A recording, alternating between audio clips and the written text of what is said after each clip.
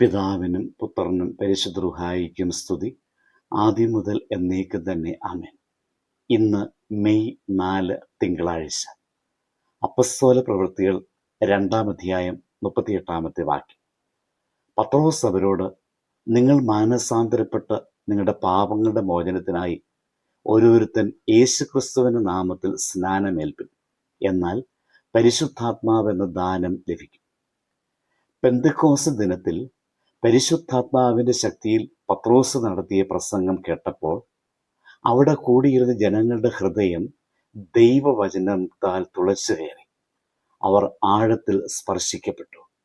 അതുകൊണ്ട് തന്നെ അവരൊരു നിർണായകമായ ചോദ്യം ചോദിച്ചു: സഹോദരന്മാരെ, ഞങ്ങൾ എന്ത് ചെയ്യണം? ഈ ചോദ്യം വെറും വാക്കുകളല്ല, ആത്മാവിന്റെ വിളിയായിരുന്നു, മാറ്റത്തിനായുള്ള നിലവിളിയായിരുന്നു. അതിന് പത്രോസ് നൽകിയ മറുപടി വളരെ ശക്തവും വ്യക്തവുമാണ്.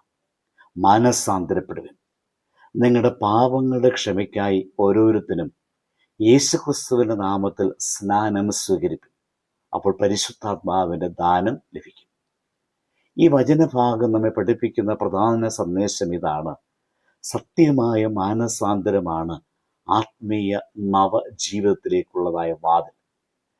ദൈവവചനം കേൾക്കുന്നത് മാത്രം മതിയല്ല, അത് നമ്മുടെ ഹൃദയത്തെ സ്പർശിക്കുകയും നമ്മുടെ ജീവിതത്തെ മാറ്റുകയും വേണം. നാം കൂടി ദൈവത്തിൻ്റെ മുമ്പിൽ നിൽക്കുമ്പോൾ നമ്മുടെ ഉള്ളിലെ അവസ്ഥ തിരിച്ചറിയേണ്ടതാണ്.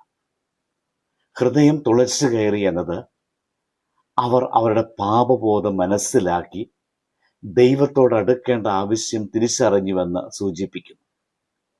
ഇന്ന് നമുക്കും ഇതേ ചോദ്യം ചോദിക്കേണ്ടതുണ്ട്: ഞാൻ എന്ത് ചെയ്യണം?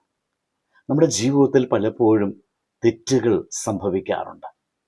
ചിലപ്പോൾ ദൈവത്തിൽ നിന്ന് അകന്നു പോകാറുണ്ട്. എന്നാൽ ദൈവം നമ്മെ ശിക്ഷിക്കുവാനല്ല, തിരികെ വിളിക്കാനാണ് തന്നെയാണ് സംസാരിക്കുന്നത്. അതിനാൽ ആദ്യമായി നമുക്ക് വേണ്ടത് മാനസാന്തരമാണ്. മാനസാന്തരം എന്നത് വെറും ക്ഷമ ചോദിക്കുന്നത് മാത്രമല്ല, അതൊരു ദിശാമാറ്റമാണ്. പാപത്തിൽ നിന്ന് ദൈവത്തിലേക്കുള്ള തിരിച്ചുവരവാണ്. വീണ്ടും നാം യേശുക്രിസ്തുവിൽ പൂർണ്ണമായി വിശ്വസിച്ച് അവനെ രക്ഷകനായി സ്വീകരിക്കേണ്ടതുണ്ട്. അതുപോലെ തന്നെ പരിശുദ്ധാത്മാവിൻ്റെ ദാനം സ്വീകരിക്കുവാൻ നമ്മുടെ ഹൃദയത്തെ തുറക്കണം. പരിശുദ്ധാത്മാവ് നമ്മെ പുതുക്കുകയും നയിക്കുകയും ശക്തിപ്പെടുത്തുകയും ചെയ്യും. പ്രിയരെ, മാനസാന്തരം ഒരിക്കൽ മാത്രം ചെയ്യുന്ന പ്രവൃത്തിയല്ല, അത് തുടർച്ചയായ ഒരു ആത്മീയ യാത്രയാണ്. ഓരോ ദിവസവും നാം ദൈവസന്നിധിയിലെത്തി, കർത്താവേ, എന്നെ പരിശോധിക്കണമേ, എന്നെ പുതുക്കണമേ എന്ന് പ്രാർത്ഥിക്കേണ്ടതുണ്ട്. അങ്ങനെ നാം ജീവിക്കുകയാണ് എങ്കിൽ നമ്മുടെ ജീവിതം ക്രമേണ മാറും.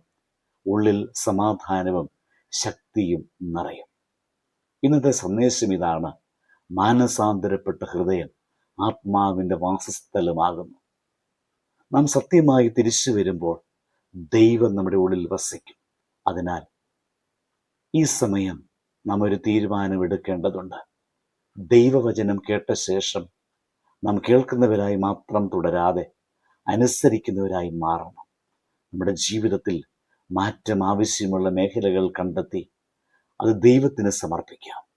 അവനൊരിക്കലും നമ്മെ നിരസിക്കുകയില്ല, മറിച്ച് അവൻ നമ്മെ സ്വീകരിക്കുകയും പുതുക്കുകയും ചെയ്യും. പ്രാർത്ഥിക്കാം. പരമപിതാവേ, ഇന്നത്തെ നിന്റെ വചനം ഞങ്ങളുടെ ഹൃദയങ്ങളെ സ്പർശിച്ചതിനായി ഞങ്ങൾ നന്ദി പറയുന്നു. ഞങ്ങൾ ചെയ്ത എല്ലാ തെറ്റുകൾക്കായി ഞങ്ങൾ ക്ഷമ ചോദിക്കുന്നു. കർത്താവേ, ഞങ്ങൾക്ക് സത്യമായ മാനസാന്തരം തരണമേ. ഞങ്ങളുടെ ഹൃദയങ്ങളെ ശുദ്ധീകരിച്ച് പരിശുദ്ധാത്മാവിനാൽ നിറച്ചു തരണമേ.